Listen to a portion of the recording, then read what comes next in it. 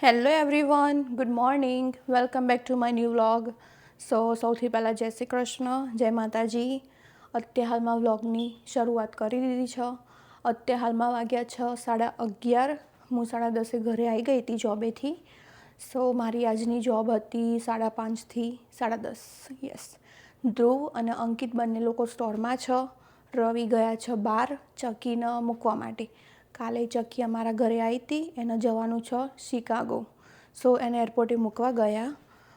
એ રહ્યા ઘરે આવતા હશે, એ 12-12:30 વાગે આવી જશે. ચલો તમને સૌથી પહેલાં તો હું માતાજીના દર્શન કરાવું, પછી આગળ શરૂઆત કરીએ બધી. તો ચલો.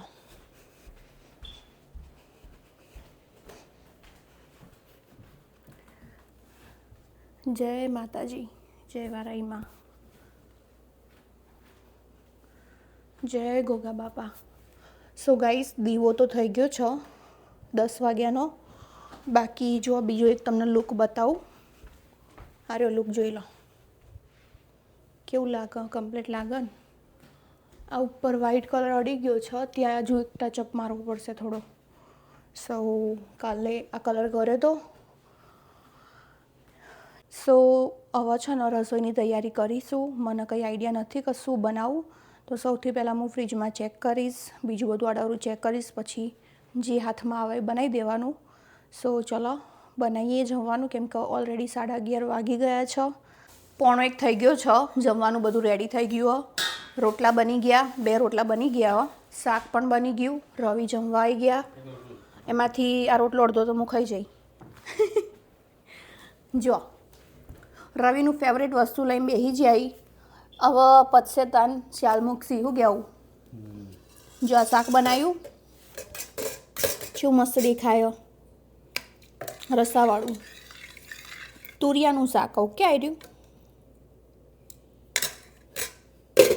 ચલો હવે રોટલો આલી દઈએ રવિનો. ઘી લગાવવાનું. ગાઈસ, જમવાનું પતી ગયું છે. બપોરના 2 વાગી ગયા. કામકાજ બધું પતી ગયું.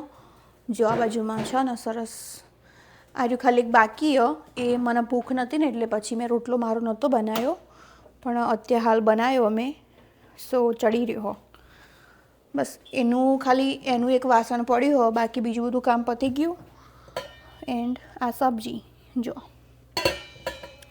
યસ, બધાએ જમી લીધું, ખાલી મારે ખાવાનું બાકી અને પેલા ધ્રુવ અને અંકિત બંને લોકો સ્ટોરમાં જતા રહ્યા. રવિ આવ્યા છે. અમારા રૂમમાં કલર બાકી હતો, તે કલર કરી. પછી હું પણ હેલ્પ કરાવીશ, કેમ કે કામ તો આજે વહેલા પતી ગયું. ને તો યુઝ્યુઅલી મારે 2:30 તો વાગી જ જાય કામ કરતાં કરતાં, કેમ કે બેસી રહું ને એટલે બાકી તો કામ પતી જ જાય. ચલો પછી મળીએ હમણાં મોડા. ગાઈસ, 2:30 વાગી ગયા છે.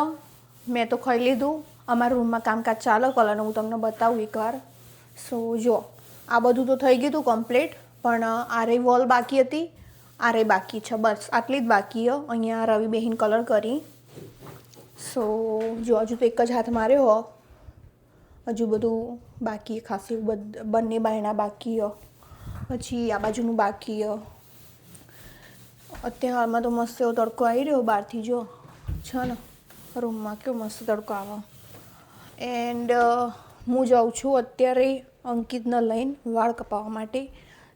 એને અપોઇન્ટમેન્ટ છે, તો અત્યારે હું એના જોડે જાઉં છું. તો ચલો મળીએ રસ્તામાં. લોક મારી દઈશું. વાગી ગયું લોક. મસ્ત બાર તો ઇધર. કઈ ગાડી લઈને જવાનું છે? તો નિશાન ગાડી લઈને જવાનું અત્યારે હાલમાં. તો રવિ અમુક ટાઈમે આ ગાડી નહીં હાલતા, મને જોડે હોય ને તો જ આપી. તો હેડા તને હવે આરે ગાડી લઈને જઈએ. હું ચાવી બાજુ તો કશું લઈને આવી નહીં, પણ અંકિતને ફોન કરું.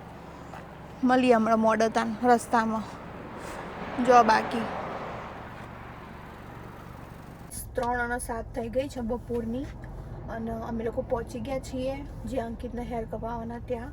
હું ગાડીમાં બેસી છું, કેમ કે મારા ફોનમાં ચાર્જિંગ નહીં, એટલે ખાલી ચાર્જિંગ કરવા માટે.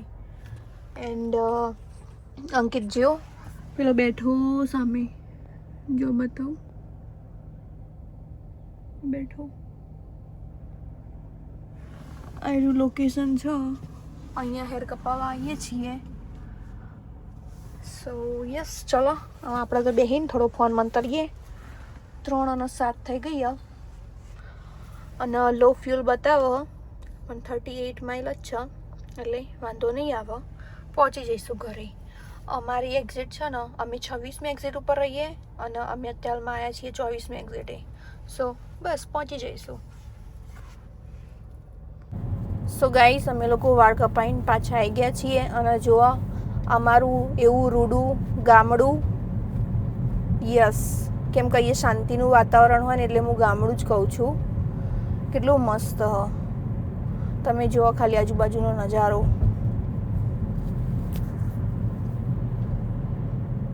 હવે છે ને અમે અમારા ટાઉનમાં આવી ગયા છીએ પાછા.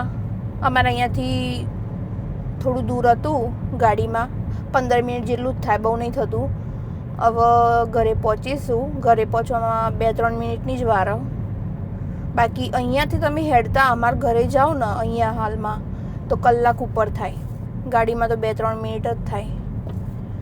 જુઓ અમારે છે ને આ બાજુમાં બહુ સિગ્નલ બહુ નહીં એટલા બધા જેટલા ન્યૂયોર્કમાં હોય છે.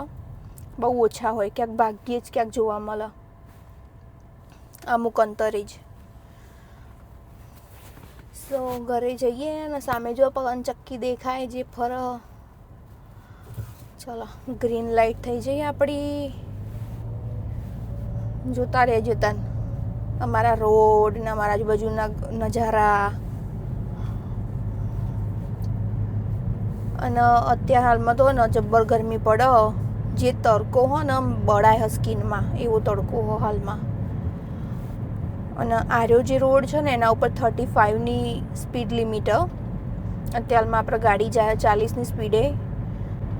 ચલો તાન જો પવનચક્કી દેખાતી હશે સામે, જોઈ લેજો. અને અમારે તો ગાડી મેં ફ્યુલ લો થઈ ગયું, પણ ઘેર તો પહોંચાડી દેશે, વાંધો નહીં, ઘેર જઈને પુરાઈ દેવાનો. સો ગાઈસ, મસ્ત એવો આરામ કરી લીધો છે. 8:30 વાગી ગયા છે. હવે રસોઈની તૈયારી કરીશું. તો આજના ડિનરમાં છે ને મારા ધ્રુવનો અને રવિને જ ખાવાનું હો. અંકિતના આજે ઉપવાસ છે. યસ, સો એને એકલો ચા જ પીવાનો. સો અમે લોકો એવું વિચાર્યું કે ચા અને પૌવા બનાવી દઈએ, કેમ કે હમણાંથી પૌવા બનાવ્યા નથી મેં. સો વીકમાં એક વખત તો બને જ છે અમારા ઘરમાં. તો હવે પૌવા બનાવીશ હું, એની તૈયારી કરીએ. હજુ તો મેં કશું તૈયારી નહીં કરી. 8:30 વાગી ગયા છે. એન્ડ એની વે પૌવા વહેલા બનાવી દઈએ ને તો મને એવા ઓછા ભાવે, ગરમ ગરમ જ ભાવે. એન્ડ આ બાજુમાં જુઓ દીવો કરી દીધો તો રવિએ નહીં ધોઈને મસ્ત એવો માતાજીનો. જય ગોગા બાપા, જય માતાજી. અને બહાર તો અંધારું ગોટ થઈ ગયું હો.